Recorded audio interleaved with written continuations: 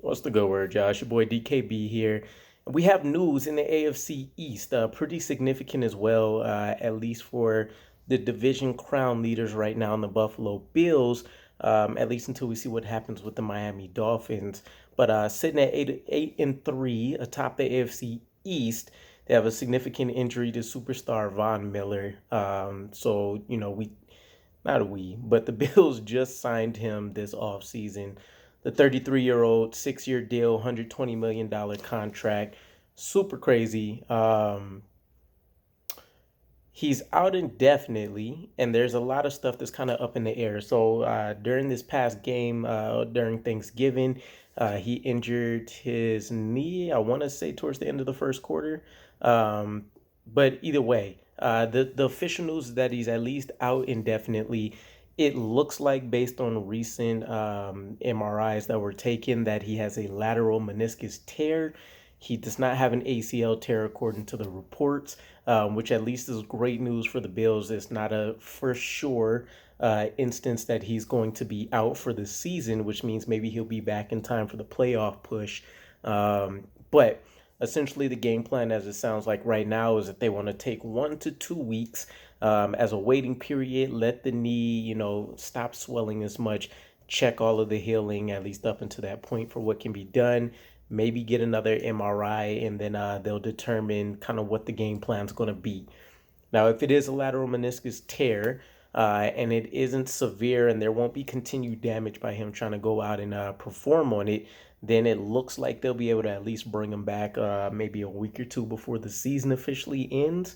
And then, kind of get things ramped up for the playoff push, which is the whole reason that they went out and signed the man as well, is to kind of help complete the defense and make sure that we are, or that they are, absolutely getting to the quarterback, which was kind of something that impacted them from being able to beat out the Chiefs last year. Um,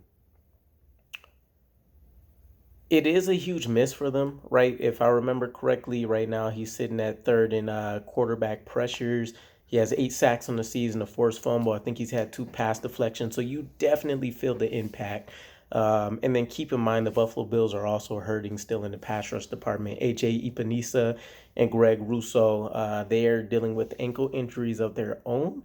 And so maybe this opens up the gates a little bit, right? The offense has to put a little bit more on their back. There's been a lot more leakage offensively from the Buffalo Bills recently.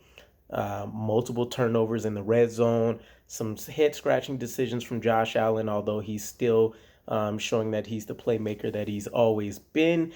It just seems like right now the offense is going to have to live with a little bit of that like Jameis Winston kind of syndrome that's happening. So it's huge news, right? The Buffalo Bills got a pretty significant stretch of games coming up. They play the Patriots, then they play the Jets. We'll be seeing them on the 11th, and then they go back out, and I believe they have to play the Dolphins right after, who has the tiebreaker over them after a miracle win, I think, in week 3. So they're not having a lot of significant assets right now. Maybe that means they drop all 3 potentially of these upcoming division games, which would be a huge bonus to us because they're already in the doghouse when it comes to winning the division.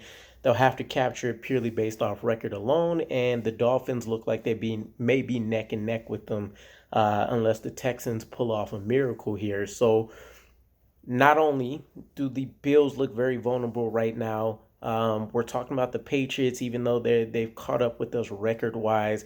We still look like we would be able to position ourselves positively after they took a loss to the Vikings. This Bears matchup, which I think may turn out like the Miami Dolphins game that we had to witness with the news of Justin Fields, and regardless if Trevor Siemian plays, there's just not a whole lot of fear there in my mind. So, never excited for injury news, and I would definitely love for us to face every team at full health so we can really have an accurate benchmark of where we're at. But, injuries are a piece of this game. We know this better than anybody else. So maybe this falls in our favor. It's definitely something to pay attention to these next 3 weeks for the Bills.